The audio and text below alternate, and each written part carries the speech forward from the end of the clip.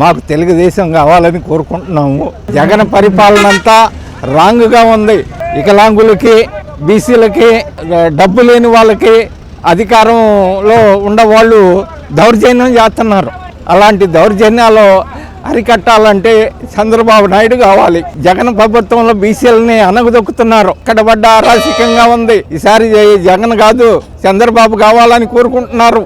ఏ విషయంలోనైనా సరే చంద్రబాబు నాయుడు మేలు చేస్తున్నాడు.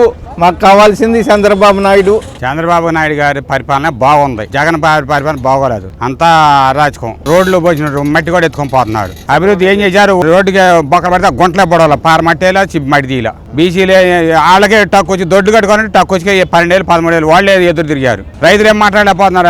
పంట లేదు.